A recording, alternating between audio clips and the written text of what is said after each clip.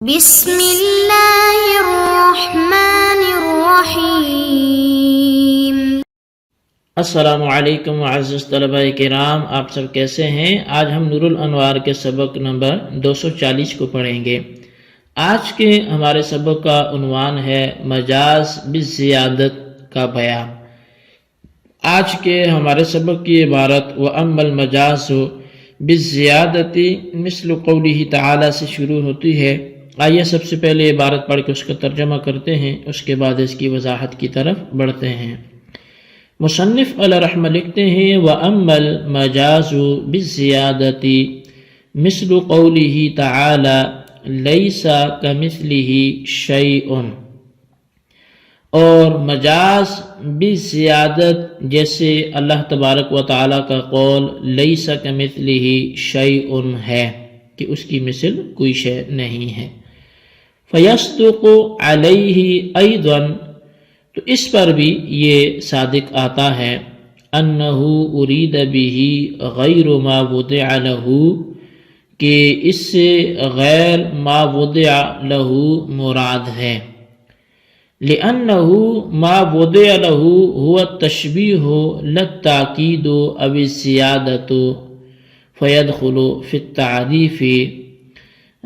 ولكن لا بد في تعریف الحقیقة والمجاز کلیہما من قید الحیثیت۔ فرماتے ہیں کہ اس لیے کہ کاف کا موضوع لہو تشبیہ ہے، تاکید یا زیادت نہیں ہے، پس مجاز بالزیادت مجاز کی تعریف میں داخل ہو جائے گا، لیکن حقیقت اور مجاز دونوں کی تعریف میں حیثیت کی قید کا ہونا ضروری ہے۔ ای من حیث انہ ما وضع لہ او غیر ما وضع لہ، یعنی اس حیثیت سے کہ یہ موضوع لہو ہے یا غیر موضوع لہو ہے۔ لئلا ينتقض التعریفان طردا وعکسا، تاکہ جو دونوں تعریفیں ہیں وہ جامعیت اور مانعیت کے لحاظ سے نہ ٹوٹیں۔ فإن لفظ الصلاة في اللغة للدعاء وفي الشرع للأركان المعلومة، بس بے شک جو لفظ صلاۃ ہے یہ لغت میں تو دعا کے لیے ہے، اور شریعت میں ارکان معلومہ کے لیے ہے۔ فہی من حیث اللغۃ حقیقۃ فی الدعاء لأنہ یصدق علیہ انہ ما وضع لہ من حیث انہ ما وضع لہ۔ تو فرمایا کہ پس لفظ صلاۃ لغت کی حیثیت سے دعا کے معنی میں حقیقت ہے، کیونکہ اس پر صادق آتا ہے کہ لفظ صلاۃ دعا کے لیے وضع کیا گیا ہے اس حیثیت سے کہ وہ اسی کے لیے موضوع ہے، اس کو اسی کے لیے وضع کیا گیا ہے۔ ومجاز فی الارکان لأنہ غیر ما وضع لہ من حیث انہ غیر ما وضع لہ، تو فرمایا کہ اور وہ مجاز ہے ارکان معلومہ کے بیان میں، اس لیے کہ ارکان معلومہ اس معنی کا غیر ہے جس کے لیے لفظ صلاۃ کو وضع کیا گیا ہے۔ تو فرمایا کہ فی الجملۃ، یہ چونکہ فی الجملہ من حیث انہ غیر ما وضع لہ فی الجملۃ، اس طور پر کہ اس کو وضع نہیں کیا گیا فی الجملہ اس معنی کے لیے، تو اس لحاظ سے یہ اس کا غیر ہو جائے گا،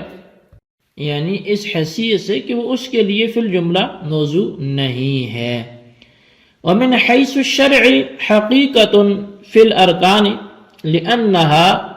ما وضع لہ من حیث انہا ما وضع لہ، ومجاز فی الدعاء لأنه غیر ما وضع له من حیث انه غیر ما وضع له فی الجملۃ، اور فرمایا کہ من حیث الشرع،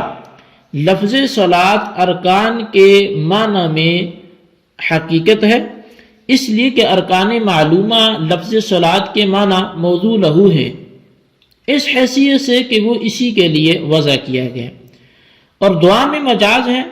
کیونکہ دعا اس معنی کا غیر ہے جس کے لیے لفظ صلاۃ وضع کیا گیا ہے، اس حیثیت سے کہ وہ فی الجملہ غیر موضوع لہو ہے۔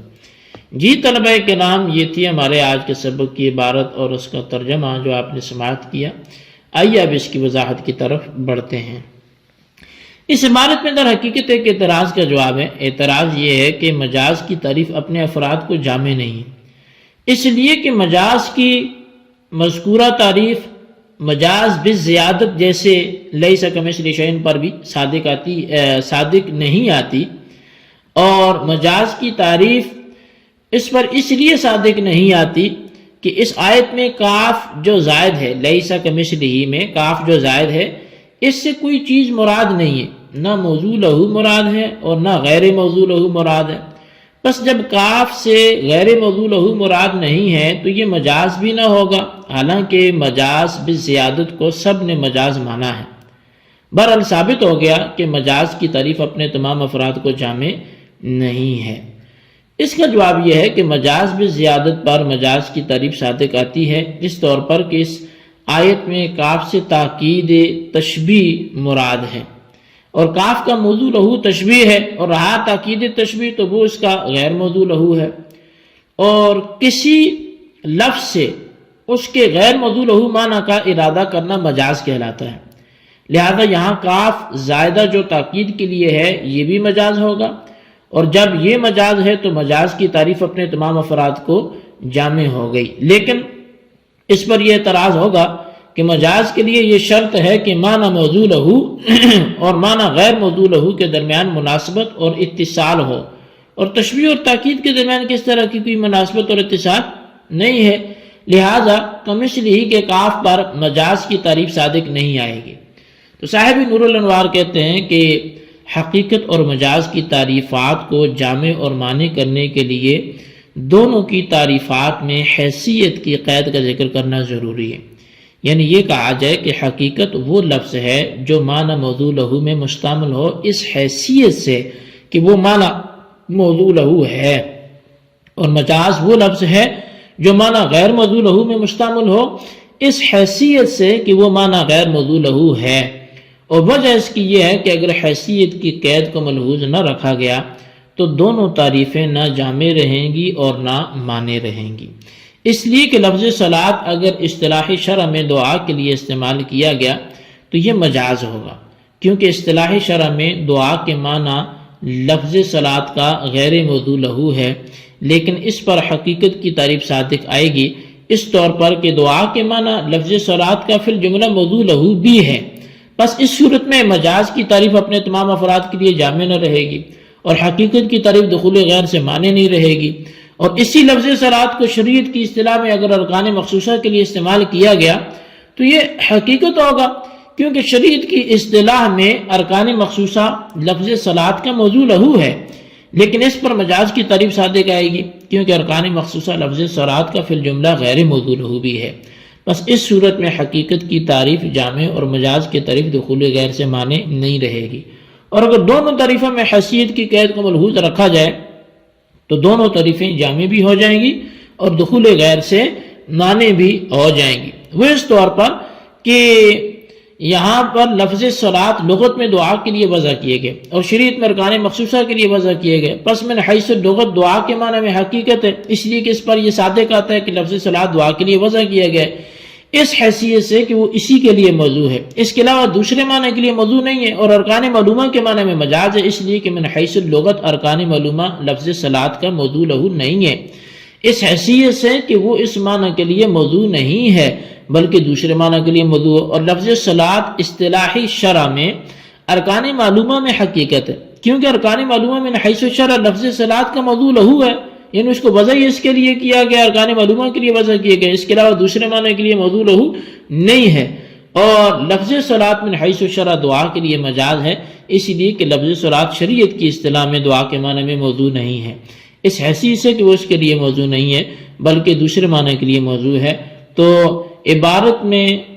ہمیں یہ چیز سمجھ میں آئی کہ اگر من حیث کا اضافہ مجاز کی تعریف میں بھی اور حقیقت کی تعریف میں بھی کر دیا جائے تو یہ مسئلہ ہی نہیں رہے گا اور پریشانی نہیں رہے گی اور بات بالکل کلیئر ہو جائے گی۔ تو یہی ہمارا آج کا سبق تھا، اس کو اچھی طرح سمجھیں، اس کے خلاصے کو اپنے رجسٹر پر لکھیں، بالخصوص ان سوالات کے جوابات دیں۔ سوال نمبر 1 یہ کہ یہاں آج کون سا اعتراض ہو رہا ہے، اس کا کیا جواب ہے تحریر کریں، اور سوال نمبر 2 یہ ہے کہ شارح کی تجویز کیا ہے کہ تعریفات میں کون سا لفظ بڑھانے سے کیا فائدہ ہوگا، وہ بھی وضاحت کریں۔ اللہ تبارک و تعالیٰ سے دعا ہے جو کچھ ہم نے پڑھا سنوں سے یاد رکھنے سمجھنے کی توفیق نصیب فرمائے، آمین بجاہ نبی الامین۔